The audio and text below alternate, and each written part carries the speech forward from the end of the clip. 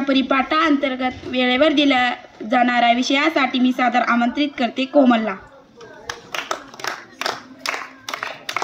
आणि आपण कोमलला विषय देऊया तंबाखू।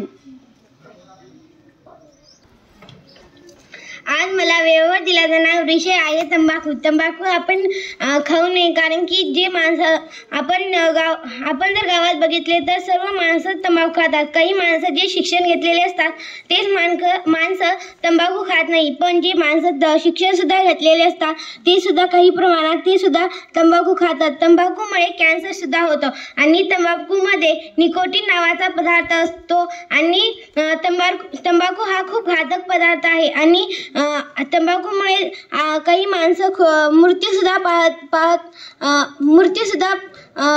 सुद्धा येत आहे आणि माणसांना जास्त आता तंबाखूची आवड लागली आहे आणि त्यांना आता तंबाखू आपण आणि जेव्हा आपण कुठेही गेलो तर तिथे लिहिलेले असतं की इथे धूम्रपान करू नये, तरी माणसं तिथे धूम्रपान करतात आणि शाळेमध्ये सुद्धा लिहिलेलं असतं, तरी शाळेमध्ये माणसं काही जेव्हा शाळा सुटते तेव्हा तिथं सुद्धा तंबाखू खातात व त्यामुळे शाळेतल्या मुलांना सुद्धा ती आवड सुद्धा निर्माण होते। काही लहान मुलं आता मोठ्या माणसांकडून लहान मुलांचा सुद्धा असंच आपण मोठ्या माणसाकडून लहान मुलं शिकतात आणि असं करू नये। आपण जर मोठ्या माणसं जर असेच असतील त्यांना जर तंबाखूची आवड असेल तर लहान मुलांना सुद्धा तशीच आवड लागेल।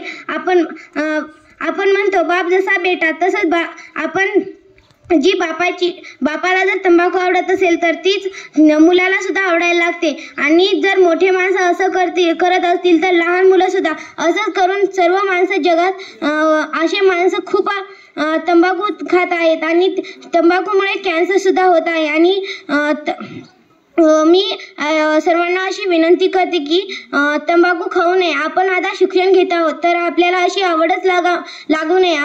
आपल्याला शाळेमध्ये सुद्धा असं लिहिलेलं असतं की तंबाखू खाऊ नये, तंबाखू मुक्त शाळा, असे वेगवेगळे जिथेही बघू तिथे एक वाक्य लिहिलेले असतात, त्याचं आपण योग्य पालन करावा। धन्यवाद।